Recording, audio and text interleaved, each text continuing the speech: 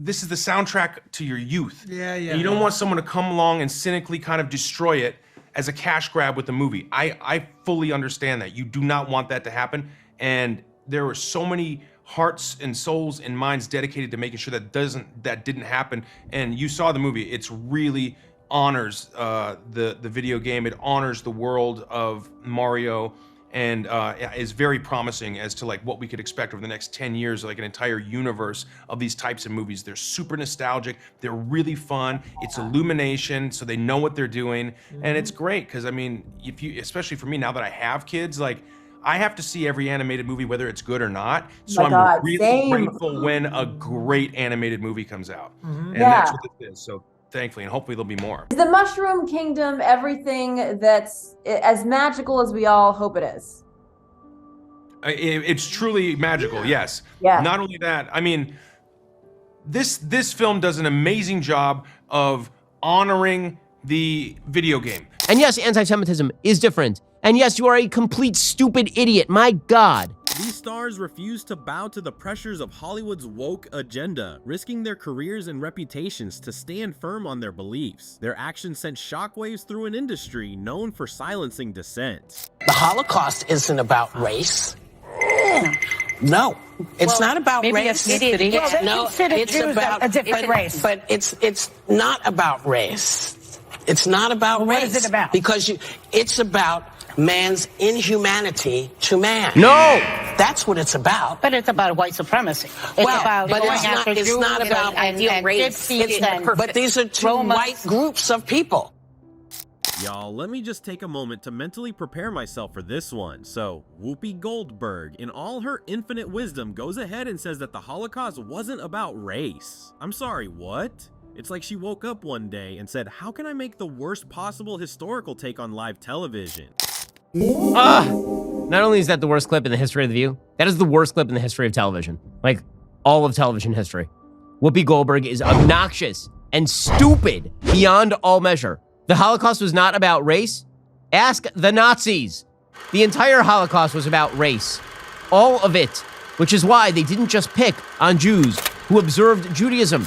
Ben, being Jewish and, you know, someone who has actually read a history book, couldn't let this slide. He breaks it down with the intensity of a teacher who's just found out you didn't do your homework for the 10th time. Ben literally hits her with a history lesson, reminding her that the Holocaust was, in fact, entirely about race. And then he points out the absurdity of The View, how they love labeling everything as racist, but when it comes to the most horrific racial genocide in history, they're like, nah, we don't see it. They picked on anyone who had quote-unquote Jewish blood. The entire thing was about race. You in danger, girl. But you notice, I mean, what she says there is not just stupid, by the way, it's despicable. When she says the Holocaust is basically just flatten it out, it's just about man's inhumanity to man. It's like it's just like that time when you open your car door and you sort of bump the guy next to you and you leave a ding in his car, but you don't leave a note on his windshield. Man's inhumanity to man. Nope. It's like Whoopi just hit Tuffle on her brain that day. How do you get it that wrong? Ben absolutely roasts her, calling out how dangerous and despicable it is to minimize something as horrific as the Holocaust. Honestly, you can't argue with him here. He was spitting straight facts and fire. Do any of you men have any eggs or the possibility of carrying a fetus? How dare you talk about what a fetus wants? You have no idea. Now, I'm fine if you disagree with abortion. I have no problem with that. Yeah, you do. My problem comes when you tell me what I need to do with my doctor and my family. Next up, we've got Whoopi doing what Whoopi does best, going on a rant about abortion. And when I say rant, I mean she was giving out how dare you like they were free samples at Costco. Her argument, men don't have eggs, so they can't have an opinion on abortion. All right, let's see how Ben tackled this one. Okay, so I have a few questions many questions on this, as it turns out. First, transphobia. Massive transphobia. If you don't have eggs, you can't. Are you saying that some women can't be men and some men can't be women? Are you saying that unless you have eggs, you're not a woman? Is that what you're saying, Whoopi Goldberg? Also, if that is the new standard, how about women who are postmenopausal? Whoopi Goldberg. So Ben, because of course it's Ben, immediately catches the accidental transphobia in her argument. He's like, wait a minute, Whoopi. Are you saying that only women with eggs can talk about pregnancy? Well, that's not very inclusive, is it? Boom, roasted. And then he points out something even better. If only people with eggs can have opinions on abortion, then postmenopausal women are out of the conversation too, right? Whoopi, how old are you again? Can we get an egg check on aisle 60? Can they have opinions on? I mean, you can't have a baby right now, I assume. How old is Whoopi Goldberg? She's in her 60s. Yeah, unless there's been some sort of miracle that has occurred. Some sort of biblical level miracle. Also, I noticed another thing. I can have an opinion on what a fetus would think because I was once a fetus. In fact, spoiler alert, all of us were once fetus. Every single one of us. I know, this is crazy. Ben's ability to pick apart these arguments is top tier. He always finds the holes in their logic, and here he's basically like, so no opinions unless you're currently fertile. Cool, let me know how that works out for you. So at the Miss Universe pageant on Sunday, the winner, Sosi Bini Tunzi. I said that right? I don't know. That's her name. She's Miss South Africa. And Joyce. She said, I grew up in a world where a woman who looks like me with my kind of skin and my kind of hair was never considered beautiful. So, Alright, let's switch gears for a second. On The View, they bring up a Miss Universe contestant talking about how women with her skin tone and hair were never considered beautiful. Now, look, this is definitely a topic worth discussing, but as soon as you hear Joy Behar pipe in with "Speak for all black people, black lady," you just know things are about to go south real fast.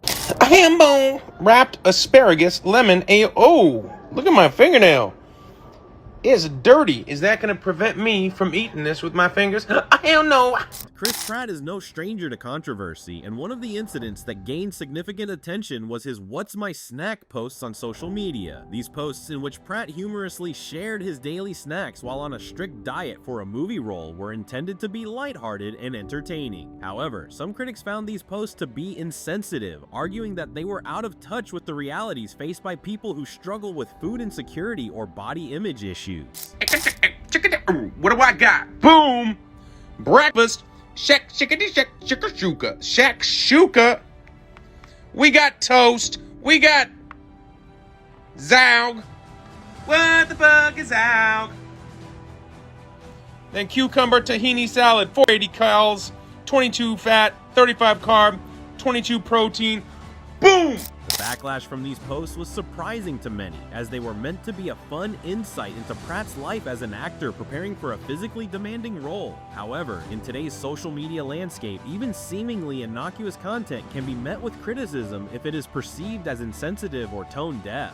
Pratt's response to the criticism was once again characterized by humor and sarcasm. Rather than getting upset or apologizing, he leaned into the absurdity of the situation. He sarcastically thanked those who had called him out for his snack posts, and even held a moment of silence for the prawn snack that had caused so much controversy. This tongue-in-cheek response was a masterclass in how to disarm critics with humor. By refusing to take the criticism too seriously, Pratt was able to turn the situation around and even make his critics laugh. This approach not only diffused the tension, but also reinforced Pratt's image as someone who does not let negativity get under his skin. His ability to use humor as both a shield and a weapon has been a key factor in his continued popularity, even in the face of public scrutiny. These celebrities prove that standing up for what you believe in can shake even the strongest systems. Their courage and resilience remind us all of the power of staying true to yourself. If you found their stories inspiring, don't forget to like the video, share it with others, and subscribe for more deep dives into the stories shaping Hollywood and beyond.